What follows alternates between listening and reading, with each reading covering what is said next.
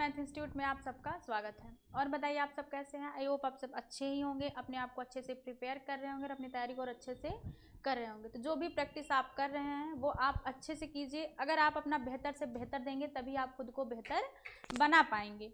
तो जो आज का हमारा पहला क्वेश्चन है वो है, गोस्वामी तुलसीदास की रचना कवितावली किस भाषा की रचना है। कवितावली जो है वो किस भाषा में लिखी गई है। अवधी, ब्रजभाषा, मैथिली या बुंदेली। गोस्वामी तुलसीदास की रचना कवितावली किस भाषा की रचना है। कवितावली किस भाषा में लिखी गई है। अवधी में, ब्रजभाषा में, मैथिली में या बुंदेली में। कवितावली जो है वो ब्रजभाषा की रचना है। कवितावली ब्रजभाषा की रचना है। अगला क्वेश्चन है हमारा, साहित्यिक अपभ्रंश को पुरानी हिंदी किसने कहा है। साहित्यिक अपभ्रंश को पुरानी हिंदी किसने कहा है। रामचंद्र शुक्ल ने, हजारी प्रसाद द्विवेदी ने, शिव सिंह सेंगर ने, राहुल सांस्कृत्यायन ने। साहित्यिक अपभ्रंश को पुरानी हिंदी किसने कहा था। रामचंद्र शुक्ल ने कहा है, हजारी प्रसाद द्विवेदी ने कहा है, सिंह सेंगर ने कहा है, राहुल ने कहा है। किसने कहा है। साहित्यिक अपभ्रंश को पुरानी हिंदी रामचंद्र शुक्ल ने कहा है। साहित्यिक अपभ्रंश को पुरानी हिंदी रामचंद्र शुक्ल ने कहा है। अगला क्वेश्चन है हमारा, छायावाद को स्थूल के प्रति सूक्ष्म का विद्रोह किसने कहा है। छायावाद को स्थूल के प्रति सूक्ष्म का विद्रोह किसने कहा है। सुमित्रानंदन पंत ने, डॉक्टर नगेंद्र ने, रामचंद्र शुक्ल ने या जयशंकर प्रसाद ने। छायावाद को स्थूल के प्रति सूक्ष्म का विद्रोह किसने कहा है। सुमित्रानंदन पंत ने, डॉक्टर नगेंद्र ने, रामचंद्र शुक्ल ने या जयशंकर प्रसाद ने। छायावाद को स्थूल के प्रति सूक्ष्म का विद्रोह किसने कहा है। डॉक्टर नगेंद्र ने। स्थूल के प्रति सूक्ष्म का विद्रोह किसने कहा है। डॉक्टर नगेंद्र ने। कुआनो नदी के रचनाकार हैं। कुआनो नदी के रचनाकार कौन हैं। सर्वेश्वर दयाल सक्सेना, रघुवीर सहाय, श्रीकांत वर्मा या नरेश मेहता। कुआनो नदी के रचनाकार हैं। कुआनो नदी के रचनाकार कौन है। सर्वेश्वर दयाल सक्सेना, रघुवीर सहाय, श्रीकांत वर्मा या नरेश मेहता। तो कुआनो नदी के रचनाकार हैं सर्वेश्वर दयाल सक्सेना। कुआनो नदी के रचनाकार हैं सर्वेश्वर दयाल सक्सेना। अगला क्वेश्चन है हमारा, निम्नलिखित में से कौन मिश्र बंधुओं में नहीं है। इनमें से कौन है जो मिश्र बंधुओं में शामिल नहीं है। कृष्ण बिहारी मिश्र, श्याम बिहारी मिश्र, गणेश बिहारी मिश्र, सुखदेव बिहारी मिश्र। मिश्र बंधुओं में नहीं है। मिश्र बंधुओं में कौन नहीं है। तो कौन नहीं है। कृष्ण बिहारी मिश्र। कृष्ण बिहारी मिश्र मिश्र बंधुओं में नहीं है। अगला क्वेश्चन है हमारा, निशा का विशेषण रूप है। निशा का विशेषण रूप क्या होगा। निशाचर, निशीथ, निशांत या नैश। निशा का विशेषण रूप है। निशा का विशेषण रूप क्या होगा। निशाचर, निशीथ, निशांत या नैश। निशा का विशेषण रूप है नैश। निशा का विशेषण रूप है नैश। अगला क्वेश्चन है, ऋषि की गाय बहुत दूध देती है। ऋषि की गाय बहुत दूध देती है। इस वाक्य में किस शब्द में विशेषण है। ऋषि की गाय बहुत दूध देती है। इस शब्द में, इस वाक्य में बहुत शब्द किसका विशेषण है। बहुत शब्द जो है वो किसकी विशेषता बता रहा है। गुणवाचक, संख्यावाचक, सार्वनामिक या परिमाण बोधक। ऋषि की गाय बहुत दूध देती है। इस वाक्य में बहुत शब्द किस विशेषण का उदाहरण है। गुणवाचक, संख्यावाचक, सार्वनामिक या परिमाण बोधक। ऋषि की गाय बहुत दूध देती है, तो किसकी विशेषता बता रहा है? दूध की, कि दूध क्या है? बहुत है। तो कौन सा विशेषण है? परिमाण बोधक। कौन सा विशेषण है? परिमाण बोधक। अगला क्वेश्चन है हमारा, कोई बच्चा नहीं खेलेगा, इस वाक्य में कोई शब्द क्या है? कोई बच्चा नहीं खेलेगा, इस वाक्य में कोई शब्द क्या है? परिमाणवाचक है, गुणवाचक है, सार्वनामिक है या सर्वनाम है? कोई बच्चा नहीं खेलेगा, इस वाक्य में कोई शब्द क्या है? सार्वनामिक विशेषण। कोई बच्चा नहीं खेलेगा, कोई शब्द क्या है? सार्वनामिक विशेषण। अचूक विशेषण के साथ उपयुक्त संज्ञा है, इनमें से कौन सा शब्द ऐसा है जो अचूक विशेषण का संज्ञा रूप है?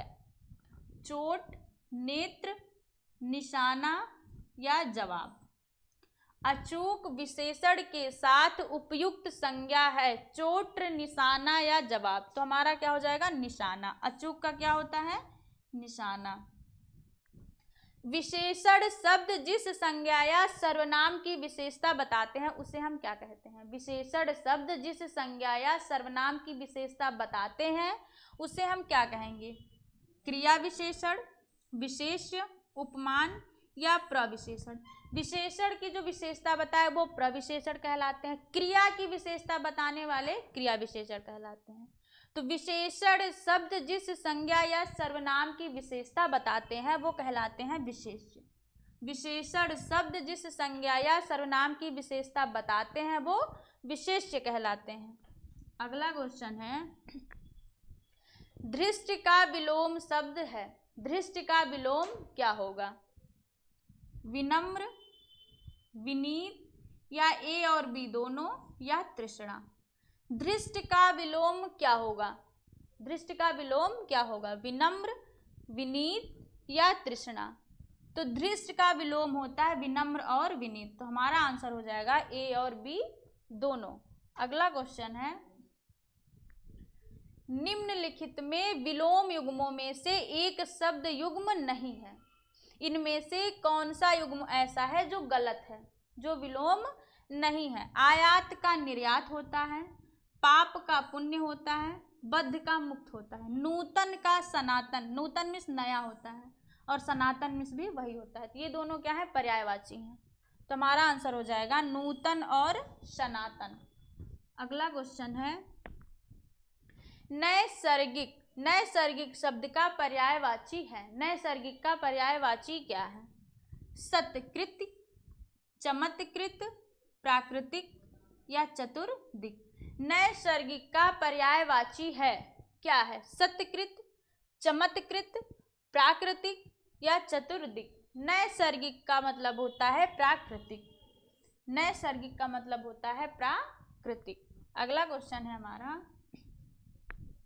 निम्नलिखित में से कौन सा शब्द हाथ का पर्यायवाची नहीं है? इनमें से कौन सा शब्द ऐसा है जो हाथ का पर्याय नहीं है? कटी, हस्त, पाणी या कर? हाथ का पर्यायवाची नहीं होता है, कटी, हस्त, पाणी या कर? तो हाथ का पर्यायवाची नहीं है कटी, हाथ का पर्यायवाची शब्द नहीं है कटी। अगला क्वेश्चन है हमारा, पृथ्वी का पर्यायवाची नहीं है, पृथ्वी का पर्यायवाची क्या नहीं है? अवनी, लोकमाता, इला या मोदिनी? पृथ्वी का पर्यायवाची नहीं होता है अवनी, लोकमाता, इला या मोदिनी? पृथ्वी का पर्याय नहीं है लोकमाता, पृथ्वी का पर्याय नहीं है लोकमाता। अवनी, इला और मोदिनी ये पृथ्वी के पर्यायवाची हैं। अगला क्वेश्चन है हमारा, चांदनी का पर्यायवाची शब्द नहीं है, चांदनी का पर्यायवाची क्या नहीं है? तो चांदनी का समानार्थी नहीं है चंद्रातप, कौमुदी, ज्योत्सना, मयंक। चांदनी का समानार्थी नहीं है चंद्रातप, कौमुदी, ज्योत्सना या मयंक। तो चांदनी का पर्याय नहीं है मयंक, ज्योत्सना, कौमुदी और चंद्रातप ये चांदनी के समानार्थी शब्द हैं। अगला क्वेश्चन है हमारा, अतिथि का समानार्थी है। अतिथि का समानार्थी क्या होता है? अभ्यागत, मदन, मधुकर, नारायण। अतिथि का समानार्थी है। अतिथि का समानार्थी क्या है? अभ्यागत, मदन, मधुकर या नारायण। अतिथि का समानार्थी है अभ्यागत। अतिथि का समानार्थी होता है अभ्यागत। अगला क्वेश्चन है हमारा, इनमें से एक शब्द मछली का पर्यायवाची नहीं है। मछली का पर्यायवाची क्या नहीं है? मत्स्य, सफरी, जलोदरी, मीन। मछली का पर्यायवाची कौन सा नहीं है? मत्स्य, सफरी, जलोदरी या मीन। तो मछली का पर्यायवाची नहीं है जलोदरी। मछली का पर्यायवाची नहीं होता है जलोदरी। अगला क्वेश्चन है हमारा, जनार्दन। जनार्दन किसका पर्यायवाची है? जनार्दन शब्द किस शब्द का पर्याय है? राम, कृष्ण, विष्णु या ब्रह्मा। इनमें से हम किसको जनार्दन कहते हैं? राम को, कृष्ण को, विष्णु को या ब्रह्मा को। जनार्दन का पर्याय होता है विष्णु। जनार्दन का पर्यायवाची है विष्णु। अगला क्वेश्चन है हमारा, अग्नि को यह नहीं कहते। इनमें से कौन सा शब्द ऐसा है जो अग्नि का समानार्थी नहीं है? वायुशखा, कृशाणु, दहन, भानु। अग्नि का समानार्थी नहीं है वायुशखा, कृशाणु, दहन या भानु। अग्नि का समानार्थी नहीं है भानु। भानु होता है सूर्य का। अग्नि का समानार्थी नहीं है भानु। तो जो क्वेश्चन आपके एग्जाम में इंपॉर्टेंट हैं, जो भी आपके पेपर में आने वाले हैं, उन्हीं सारे क्वेश्चनों को मैंने आपसे करवाए हैं। तो आज के लिए बस इतना ही। हम मिलते हैं नेक्स्ट प्रैक्टिस में। तो आज के लिए आप सभी को धन्यवाद।